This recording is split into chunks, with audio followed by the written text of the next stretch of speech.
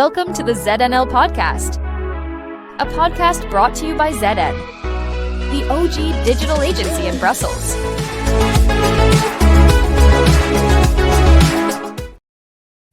Hello and welcome to ZNL. Very excited today to have a special guest all the way from Portugal, Philippe Borremans, who is a very experienced communicator, executive, researcher. He's worked across a lot of different areas in the corporate world, working with the likes of Volvo, Chanel, the organizations like WHO and the EU, and he's worked on crisis management, including the use of AI tools in crisis comms, which we are going to talk about. How are you today? Hi, Philip. Thanks for having me. I'm very well. Nice weather here in Portugal, so good time to catch up with you as well. We're having some pretty good weather here in Brussels, pretty hot. Now, you are focused quite a bit on crisis management. This is something that you've been talking about. You've been writing a newsletter and actually various papers on. Now, my first question, today, because I know every time I talk about crisis, it seems to be even more intense. But we're living in an age which some people describe as the perma-crisis, permanent state of crisis. So what is a crisis? And are we living in an age with more crisis than ever? Or is this just a misuse of the word? There were a couple of things in that question. So what is a crisis? Well, again, it's anything that disrupts normal operations if you look at it with a private sector lens.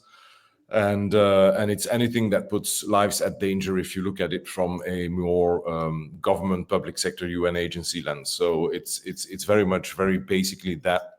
But we have seen, coming back to polycrisis, that polycrisis and permacrisis, those two concepts have definitely changed the game. And it's not like a sudden revolutionary thing that happens. It came over time. We've seen crises and or emergencies that tend not to end. If you look at the theory of crisis and emergency communication, then you have this nice curve: start, crisis, and then the end. We tend to now be in like this environment where it doesn't seem to stop. I'm more interested in the polycrisis principle, where crises tend to now integrate. Anything happens that on the other side of the globe could potentially impact your organization, even if it's not in your scope, even if you're not really linked to it. So can you define for us polycrisis and permacrisis? Just so sure. Permacrisis is the state of being continuously in a crisis state of mind, or at least from an operational point of view. It popped up before, but it became, let's say, regularly mentioned during the pandemic, which took longer than was planned for, but you don't plan for these things, at least not on a timing scale. So that is ongoing crisis mindset and impact on operations. And then polycrisis is where a cyber attack, for instance, could be linked to a terrorism attack, but that could have an impact on a health situation, etc., etc. So where you have things that are combined and interlocked, not only from the area where they come from, so cyber, very technology, and maybe health impact, which is then something different, but also on a global scale, where things that are happening on the other side of the globe can impact you here locally. And those two dynamics have, of course, changed the way that we approach crisis communication and emergency communication. Yeah. And so objectively, are we now in an environment where there's a more intense, recurrent frequency of crisis, or are we naming events differently? I think there's the tendency to quickly name something a crisis while it's an issue. So when I work with clients, that's one of the first things that we do is look at, okay, what do you consider a crisis? What is your definition? Very egocentric definition of a crisis. And then what you actually see is that, but half of that is in fact issues. Issues meaning, yes, there are issues, there are problems, but you still can manage them. They're not out of your control. You can still resolve them. So it's actually knowing very well when you go over from issues to crisis and what that means, again, from a crisis communication point of view. Overall, do we have more crises? It can feel like that. but some smart people create indexes of what is actually happening around the globe. And it doesn't mean there's much more. I think some of them are maybe more impactful, again, through this poly and permacrisis kind of lens. And it's true that things are very much interconnected. I mean, I was in Australia talking to public information officers and doing workshops, and these are people who are actually responsible for health communication and risk communication and things like that in the context of emergencies. You wouldn't think that there is a link with the American-US tariffs, for instance, or the DEY policy.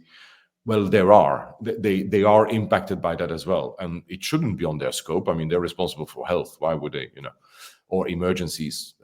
So it's that kind of aspect which, of course, gives you the impression that we have much more and many more crises to manage. But it's that interconnectedness and overlap of things that you would think this is not really my responsibility, but it becomes it even if you don't want it to be. Yeah. And I've seen, in some spaces where Doge decisions to cut funding for USAID creates an immediate problem for organizations that have been relying for 30, 40 years on funding. So there are events that are not just a news cycle, but that underlie a real decisions. So I think there's a perception, in people's mind that things are happening at this kind of intense, unprecedented speed. And some of that is connected to the communication flow and to our use of social media to access immediate information. So there's no digest, there's no filter. We're just getting it directly. The same, by the way, for 24-hour news. So how much do you think our perception of an increase of intensity is due to a change of channels and a change of the way we consume the news? I just saw a Reuters Institute report saying that now 54% of Americans were consuming the news over social media, despite not fully trusting it, but that's just how they get their news.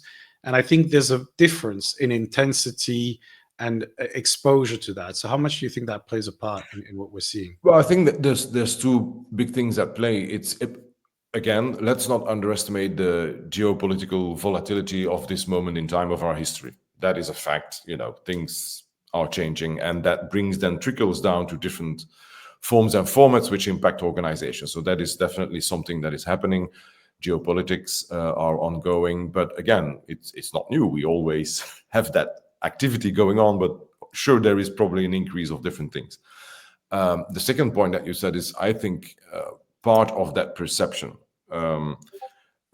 Social media and the defunding of our traditional media, and that is just one reason. It's part of many reasons, but one of those is the defunding of our traditional media, is that people, of course, tend to get their news from social media, and that automatically creates a bubble.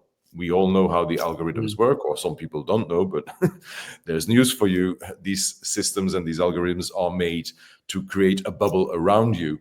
And so that can, of course, give that perception, because you are in your bubble and you're getting those news items, or that information to you, but it's always in that same bubble aspect. And so that would give you, my God, the world is coming to an end, what have you, kind of idea. But of course, that is created by the algorithms. And I just read a really interesting news story about a colleague who sent that through from his very local US community, where the local newspaper has simply gone out of business. So what did people do? Well, they created a Facebook page for the small town. And there were a couple of things happening. And so now you have like 3-4 Facebook groups, which are actually taking the place of the local traditional news. But all 4 of them have different worldviews. So and this is a small community. So, of course, some of those people think that everything is going wrong in the town, and others think, well, no, we've got, we can still have a dialogue among different. So that aspect is important. And we certainly need to be aware of that, and also take a step back, get out of our bubble and see, okay, objectively, what is happening, and then work with that information on crisis emergency communication planning. That's why actually this monitoring and predictive analytics and big words on it, but it is important because we need to have a new view on situational awareness. If we just look at what's happening around us with the tools, standard tools, and don't take that lens off and take a step back, then we could think we are, it's the end of the world as we know it. Yeah. Yeah, and in fact, Yuval Noah Harari in his book Nexus, which obviously talks about AI and information, makes a point that kind of connects to what you just said, which is because of social media, we have fragmented views of reality, fragmented views of what the truth is, and we all live in these little niches, whether we know it or not. And that, he believes, makes it increasingly difficult to have consensus, to have a shared reality. Now, if that is true, then we're kind of going into an increasingly fragmented world, because the social networks want us to spend more time and therefore feed us algorithms that pull us in. So they have a commercial incentive to encourage the fragmentation. Do you see this as a kind of trend that can be stopped or reversed to build more consensus and better understanding of the truth, or are we going into inevitable collapse of societal understanding of truth and consensus? It's a big question. No, I think definitely it's probably one of the, and again, just one of the reasons why polarization in any kind of level of society and political level and what have you is increasing. That is definitely there. And it's that bubble effect that, of course, makes us less open to sit around the table and talk about consensus, which is like this. Being Belgian, I know what consensus means because it's so permeating through our political system. Maybe again, less now. Is there a solution to that? I don't know. I think what at least is happening, what I see from academic colleagues, is that research is happening. First of all, the problem is recognized. Research is happening. So the next stage is looking at what professionals in the area do with that, and then come up with solutions probably. So at least it's recognized as an issue. Research is ongoing, and I've seen a couple of really interesting reports around that. And already, if you look at mis and disinformation online, and that's just a small part of that, what we're talking about here, we know which techniques can work. We know what doesn't work. We even know when we have to give up, when it doesn't really matter anymore. Thinking about, conspiracy theories and anti-vax movement, we know when, whatever you do, it will not change those people's minds. So it's triage. So at least in some areas, we know exactly what to do and how to do it. Doesn't mean it always happens correctly, and doesn't always mean it's on the agenda of all organizations, right? Yeah, I think it's very interesting, and I was having conversations with young people about this, including my daughter, and she was saying that when she goes on TikTok or Instagram, she's actually very deliberate about choosing things that she wants to see more of. So she's training the algorithm, and I think this idea of first understanding how it works, and then saying, okay, I'm going to try to go to these videos so that my feed gets more of those. Is probably an interesting idea, and it's this idea that you need to learn to interact with that algorithm and not just be unconscious. Now, when you talk to your clients about crisis, do people come to you saying when they're in the middle of a crisis, or do they come to you because they just have a general question, or because they just had the last crisis? I mean, in my experience, in the middle of the crisis is probably the worst time to try to figure it out, but it's the moment you're the most worried about it. So where do your conversations start typically? So what I do see is it depends on the type of client. So I am on call for emergencies with UN agencies. So that means, you get the call, you take your backpack, you set it on a plane, and you're dropped in the middle of an emergency, because that is emergency. There is less lead time to, so that is one side of what I do, which I love, to be dropped into a situation. But when I work with private sector, it's much more in the preparedness phase. It's looking at, okay, we've just done a risk analysis. Can we know, like now I'm working on 2 projects, which is really developing and rolling out a crisis simulation So it's really in the preparedness phase. It's doing a lot of workshopping as well on looking at, okay, the new trends in crisis comms and looking at their plans, doing audits, and then see how that capacity can be set up. Because what we also know, and that's maybe something else that influences at least my work, is that the crisis models and frameworks that we work with, they are starting to get old.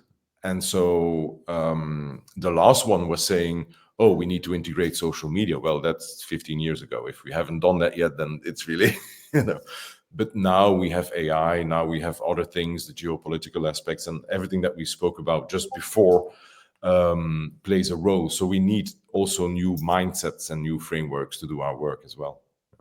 So can you tell us about a moment when you got a phone call and had to grab your backpack and go on a plane to a meeting, or just give us a general sense of it? I'm just very curious. Yeah, so in emergencies, it's so I'm on what is called a roster of consultants specialized in emergencies, and so you get the call. So that's the call I got for when the pandemic was declared. Right, I was working in Morocco at the time. Got the call, came back home, backpacked, and then spent 6 months on the ground in Manila in the Philippines, working on risk communication for the pandemic emergency. Could happen with an earthquake or other things. So that's how it works. Yeah, it is really. I mean, you have to be passionate to like that kind of work, because you're actually leaving home for a long time, and you're not in dangerous situations most of the time, but you're in an emergency situation, and it's adapting, and it's but that's fascinating as well, because the culture aspect plays a role, and you get to work with local teams, which is really interesting.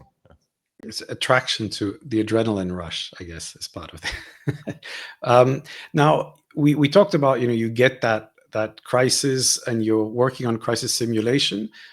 You wrote 2 years ago about using ChatGPT in crisis communication. Now, how normal has this become, and where do you use AI in your approach to crisis? In general terms, is it now normalized, or is it still something that's cutting edge? So I'm only talking about my area of work, which is really crisis, emergency, and risk communication. Not talking about the broader scope of public relations. There's been studies done on, the uptake of AI and what have you. I just came back from workshopping in Australia, in New York, and another spot in the US. So I did a couple of trainings, and that ranges from public information officers, government, to what we call first responders in health emergencies. And then the last one was purely corporate, big company kind of setting. My overall impression of that, and that's very recent, but before as well, there's a lot of professionals who are playing with AI. And I say playing, meaning, of course, they all have access to ChatGPT and what have you, and they play around with it, and they've created a press release through the system and what have you. And then they are starting to discover probably Copilot. When you go to the private sector, Microsoft is there and Copilot is there. But the actual integrated use, where it makes the most value, I can, 3 organizations I know. So it's definitely not widespread. It's there. We use it. We play with it. We follow a couple of courses on it, sure, but like an integrated way on where, in a context of crisis communication or emergency comms, it can actually make a huge difference. I haven't seen many examples. A couple, but not many. And so it's still broad and new, I would say. Yeah. So when you wrote that 2 years ago, were you expecting the uptake to be much faster? Are you disappointed, or do you think that it's just because the hype was one thing, but the reality is another? How do you explain this deployment issue?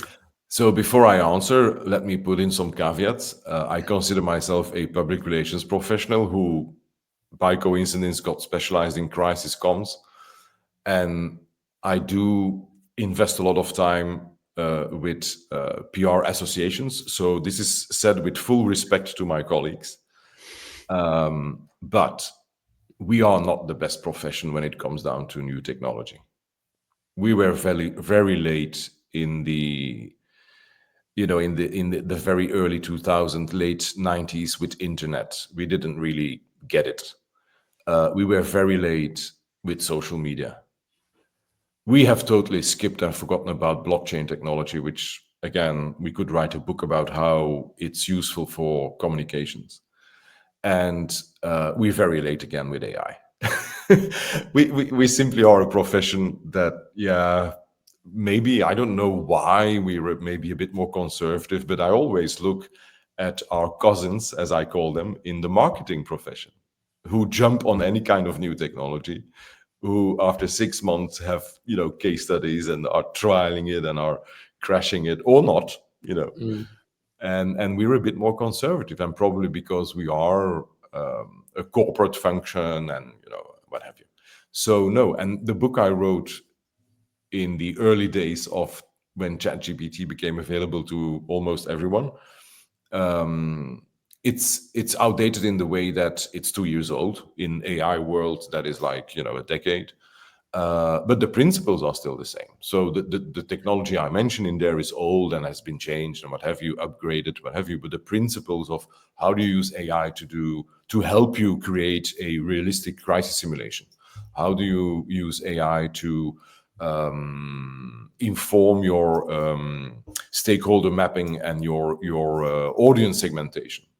That's still valid, and it's even so now that the tools are getting better. So the principles are still valid of that book, but the technology mentioned in there was only ChatGPT, the first version. So yeah, and I think it's very interesting because I see a real paradox. On the one hand, almost anyone you talk to in comms, PR, PA wants to learn about AI and has put that quite high on the priority of the organization. When you look at real cases that they're using it for, it's incredibly limited most of the time in the conversations I had. And I think it's due to the lack of understanding of what AI is and how it works. And as you said, probably not, slight discomfort with technology. But when I was at this AI workshop hosted by Microsoft, my main point was, this AI thing is messy, it's complicated, it's buggy, it doesn't actually do what you want it to do. So it's a lot of hard work. And if you watch those LinkedIn videos and articles that say, 10 things you can do, look at this prompt, it's going to change your life. And it's like, no, it's not.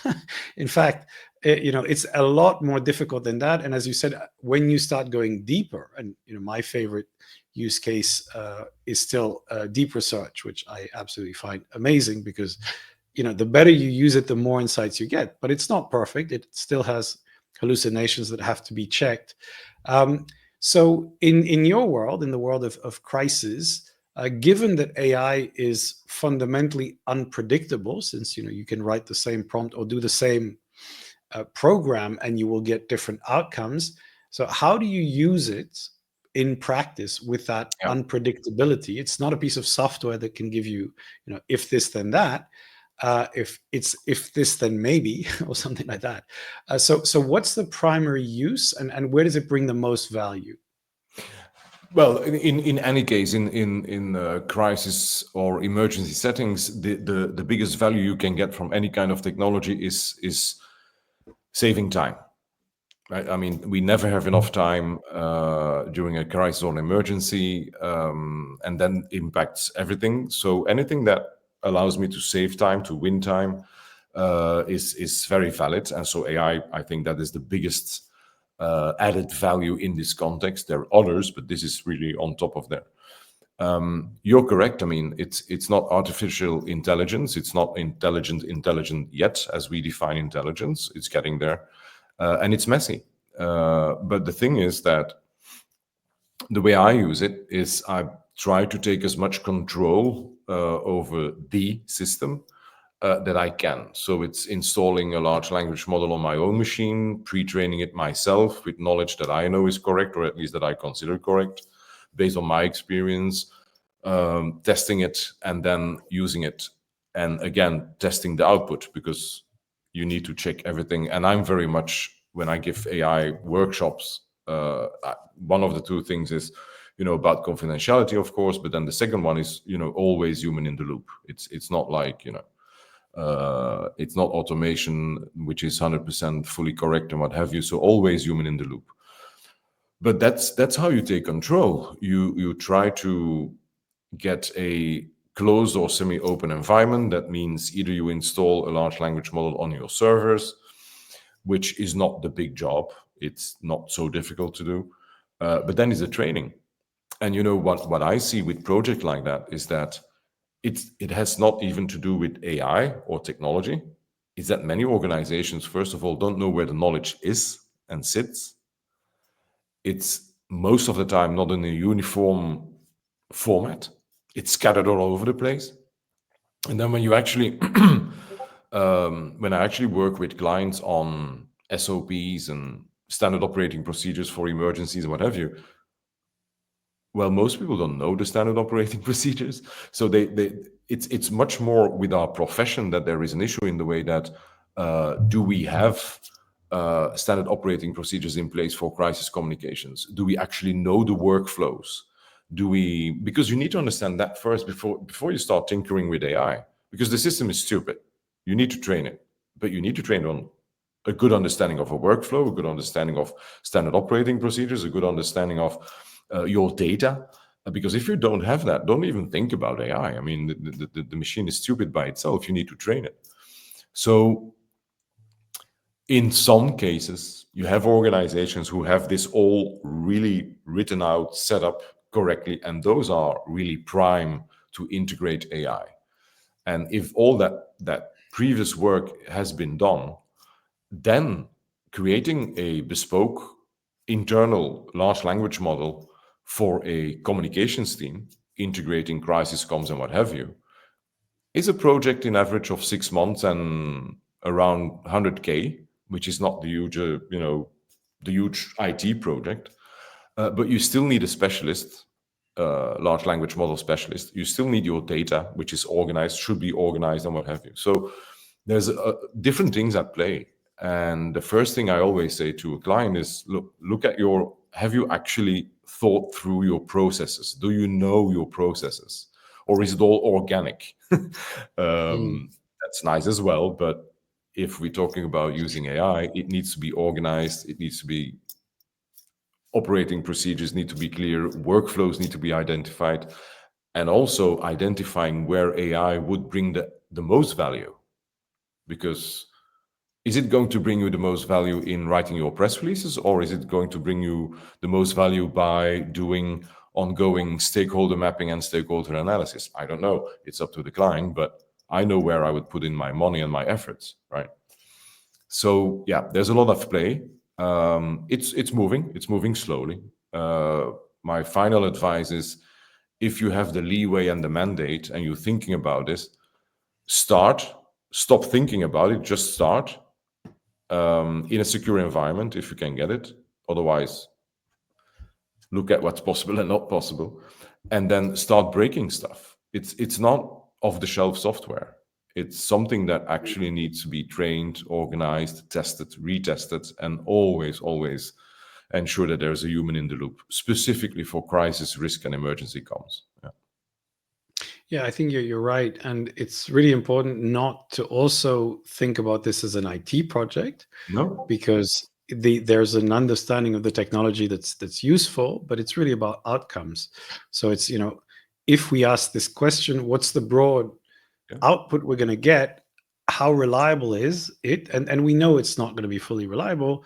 So how can we get massive value in by getting insights or getting outputs that are there? And I find that I think we are going to restructure organizations and companies in the coming years completely with integration of AI. but it's going to be a very painful reorganization.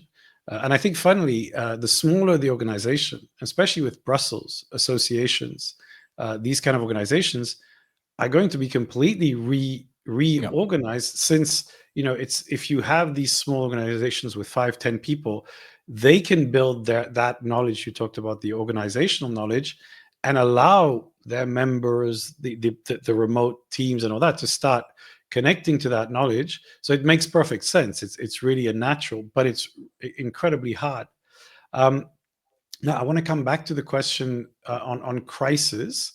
You know, and maybe you can tell me if you think things have changed over the last decade or two. But typically, what are the biggest mistakes in the corporate world? What are the biggest mistakes that executives do in a crisis? What is the thing that you see over and over again? Well, it's there is a huge fear, and I fully understand, having worked many years in international private sector organizations, but there are a lot of issues mainly. But your question was about during a crisis, so it's not taking on responsibility, it's not being transparent, it's not understanding the basics of crisis communications. It's not having crisis comms trained professionals on their side. They think they can do it better. They cannot. They've not been trained in comms most of the time.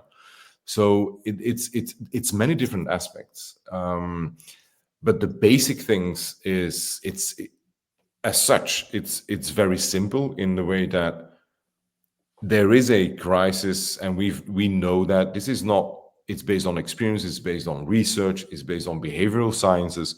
We know from a professional communications point of view how you should communicate during a crisis. How do you get that into the crisis management team, and how do you get your CEO convinced about that? And that's the whole play, because it's not that we don't know how to do things. There's enough historical experience. It's not, but I had a discussion, very straightforward discussion, where in the last workshop in New York, where this was private sector communication directors, and one of the questions was, well, how can we do this? And I said, well, it's your own. First of all, are you sitting in the crisis management team? If not, you have a big issue. Do you have regular debriefs, reputational crisis debriefs with your CEO? No? Well, then you have an issue. But that comes down to our professional position. I always hear public relations people crying out for, oh, we don't have a seat at the table, we want a seat at the table. That's all very nice, and it's true. We should have a seat at the table. We are corporate advisors, like any kind of C-level function. But if your job consists of 90% of what I call SOS work, sending out stuff, writing press release and pushing a send button, I'm sorry, you're not a senior advisor. So how do we fill our job? How do we position ourselves? And I think that is the biggest issue, because once you're seen as an advisor, a corporate advisor, and I was lucky enough at IBM that communications is really on that level, then you can actually change things for the better. Then you can coach your CEO and your crisis management team as a equal advisor with that mandate. And then by definition, we know our jobs, or we should at least know them. The outcome of a crisis, by definition, will be better, because we have that leeway and that mandate to take decisions during a crisis. Most of communicators today don't have that mandate, while we are the best trained people in the room to take those decisions. Yeah, I think it's a question of mental model and leadership, because for me, this idea that when I hear the communicators need a seat at the table, it's like they really don't. I mean, it's as a CEO, you're saying, look, I just need to know what's the best thing to do, and I want to talk to the people who understand what there is to do. And in a crisis, of course, communication is a big part, which is, by the way, deciding when to communicate and when not to communicate, which is because I don't think it's always about communication. It's actually sometimes it's waiting and not saying anything because you don't have the information. But yeah, I think the key thing is to understand the business strategy and to say, look, if you communicate this is going to have that impact on our shareholders. This is going to have an impact on our reputation, and that's why you have the conversation. Not because you deserve a seat at the table. You have to earn it, and you have You to have to earn it. Yeah. bring value to the team. So typically, the people who do extremely well at crisis management, what do they have in common in your experience?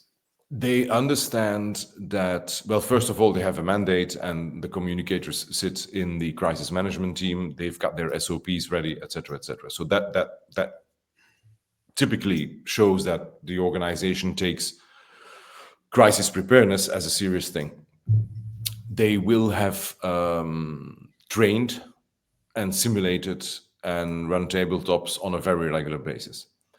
That's again one of these things that I see coming back with the ones who do it well and prepare well. But it's also those organizations who understand that, yes, you need a crisis communication plan, but you also understand this is the first thing that will go wrong or break down during a real crisis. And I want to explain that because I think that's where the big difference is made on the ground when things are happening. You need to have a plan, because it's not about the plan, it's about the planning. You need to go through the process of planning and preparing, and it's a thinking process. And then you have a plan, and it's good, you have it. You don't start with a blank page when something happens, but you also know that that page will be completely rewritten probably. But it's much more about the planning aspect, the training aspect, the simulation aspect, the exercise aspect. And then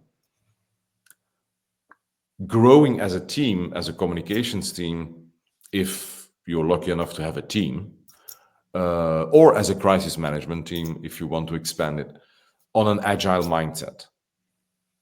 SOPs will change under pressure. Plans will break down under pressure. Those are given.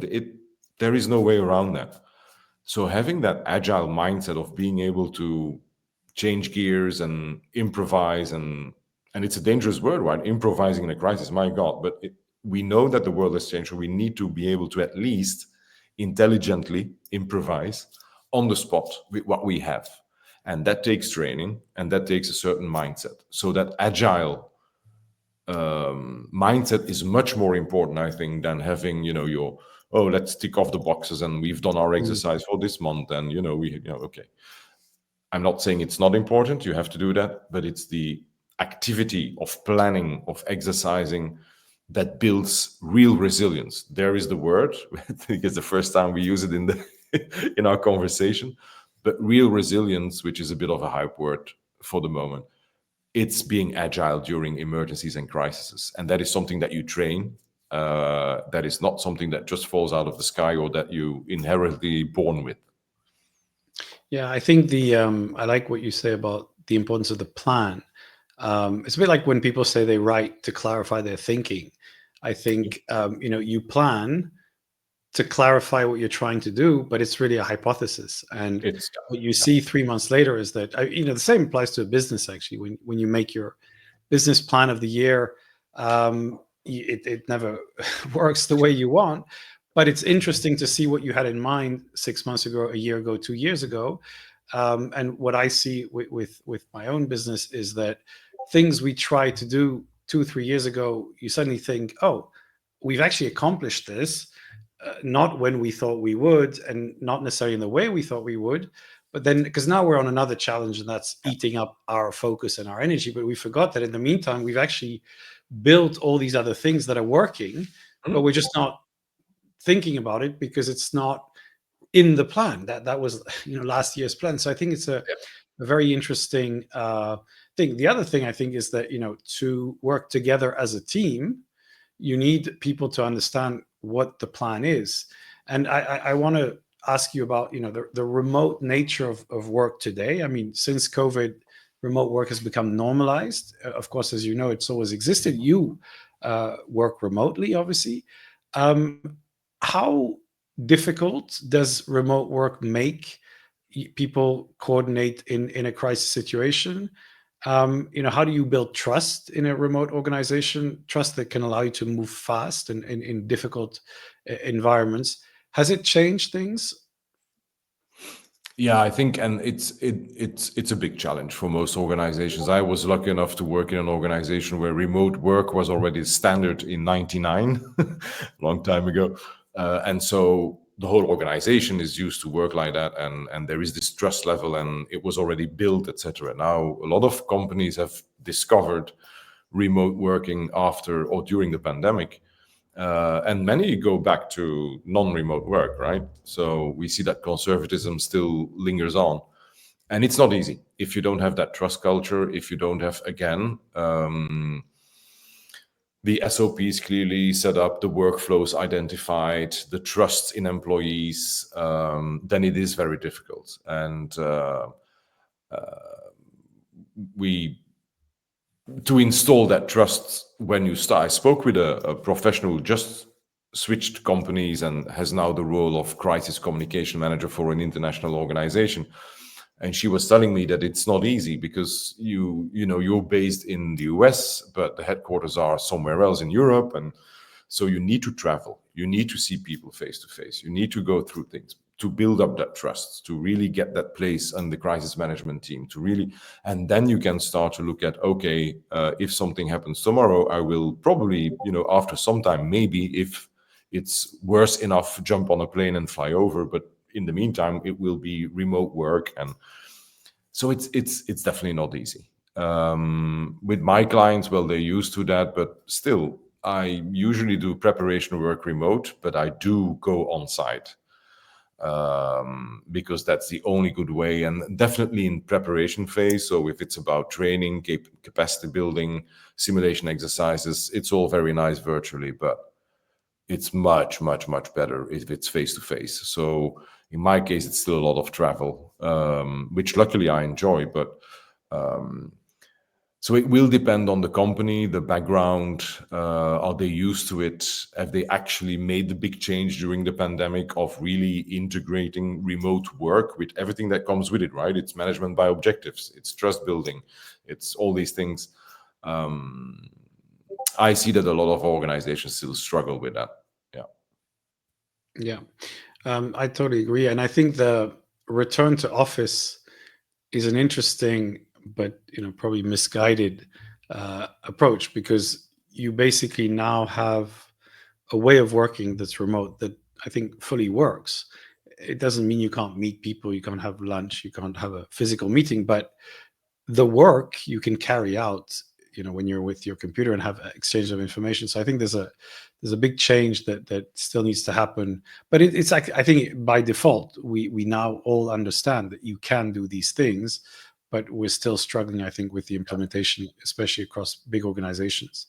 Yeah. And So Philip, I mean, as well, when we look at crisis communication and managing crises or emergencies, and then the remote aspect, in some industries that will be seen as a risk, right? So sure, if you're selling, I don't know, drinks and food and beverage, what have you, but if you're in very specific sectors, the handling of a crisis in a remote environment can be actually seen as a risk as well, because communication lines are unsecure, etc., etc. So in some areas and in some cases, you actually you actually need to be physically present in the same room instead of virtually.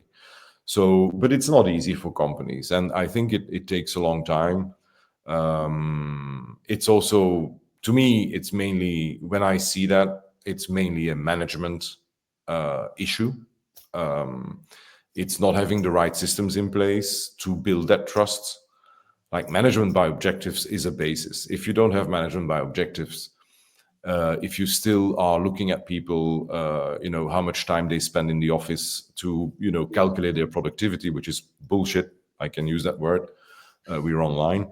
Then if you're still in that mindset, well, forget about, being agile and being working remote and what have you. It's that's old school, and I think it's wrong, but then some organizations still stick with that conservatism, and that's their decision, but it's a management decision most of the time. Yeah.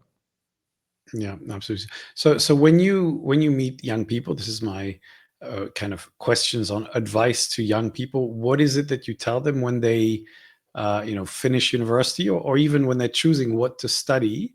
What's your kind of advice to them with the world of crisis, remote work, AI, all those things? What do you tell them to focus on or think about? Well, I think what is interesting is that today, and now I'm going to sound like a very old man, but I'm 55, so I'm getting there.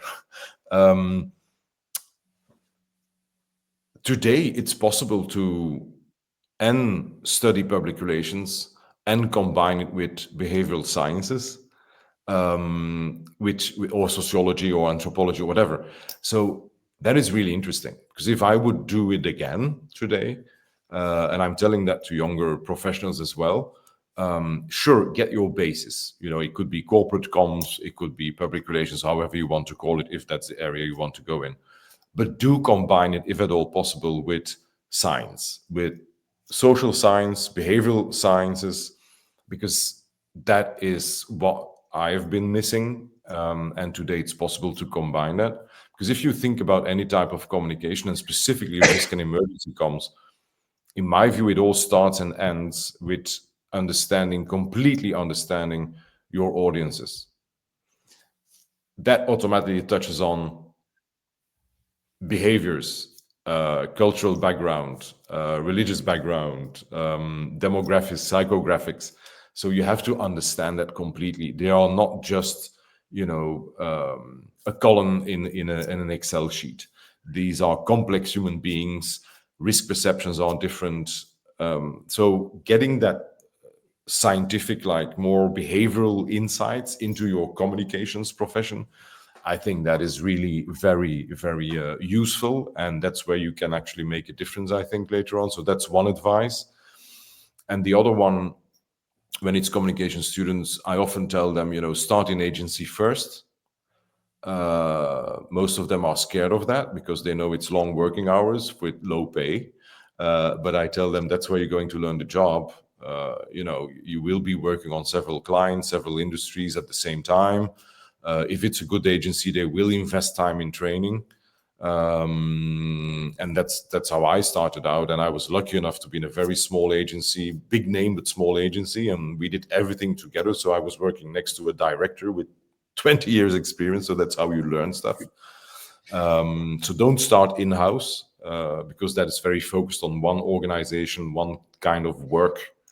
And then also, don't be afraid to actually get out of the office. I see when I interact with young professionals and they have these preconceived ideas, and I go well, but how many times did you actually got out of the office and actually went and met up with the audiences that you're communicating with? And I know it's not always possible. I'm not saying that, but if it is possible, sit down with people. Talk with them. Understand your audience or your stakeholders. They're not just numbers on an Excel sheet. If you're communicating to, I don't know, imagine that you're working for an energy company and they're going to, I don't know, change a quarter of the city in Brussels, for instance, and they're going, and you have this community. Well, go out in the street, sit down, have a coffee, with the community members and discuss what is important. That's how you understand people, and that's how you understand your audience, and that's how you do better communication for your clients, but still you've got the insights. So getting out of the office and doing stuff is much more important, I think, than reading email, which is not work. Excellent. No, I agree. And I think it's all about, networking, going to events, going to meetings, and then you can have those conversations in a slightly chaotic environment. And I think that's where you get those connections. Okay, so now it's time for the recommendations. So roll jingle. Recommendations of the week. So what is your recommendation for our audience this week? So I recently discovered it, and I have to go through all the episodes, but it's a podcast mini-series. I think it's 6 episodes. It's created by Conductor, which is an organization that does simulations, crisis simulations. And it's called The Case of Persephone 9. So it sounds very sci-fi, but it's very well done. In fact, it's storytelling in audio format, but it touches on AI ethics, governance, and corporate risk. So they took a fictional story made a 6-episode, I think, podcast. But it actually, through that story, you go through thinking around AI ethics, how, the whole governance thing, the risk associated with it, the compliance, and also the corporate risk, which could potentially be there. So I found that really interesting, first as a form and format, as approach of, doing a bit sci-fi storytelling, but still touching very much on very hard questions that we have to ask ourselves. Excellent. My recommendation this week is a podcast called Empire. It's by William Dalrymple and Anita Anand. And it's basically the story of different empires. They start with the British Empire in India. And I was listening recently to the Ottoman Empire story, which is absolutely fascinating. I think something that we're not fully taught in European schools, because we don't really understand how fundamental this was to a large part of the world. And I think it explains a lot of the history today. The Middle East and conflicts and issues are all interconnected with some bad decisions, I would say, some complicated decisions, and some cultural issues. So fascinating, very well delivered, very entertaining. So that's all we have time for this week. Philippe, thank you so much for joining us, for sharing. Thanks for the opportunity. Insights. It was very, very interesting as always, and we will continue this conversation online. Have a fantastic day. Enjoy yourself. Thank you, and bye-bye. You too. Thank you. Bye-bye. Thank you so much for watching this episode of the ZNL podcast. Did you like it? If so, please share it on your social media, subscribe, and give us a comment. We will see you again on the next episode. Until then, remember, stay always one step ahead.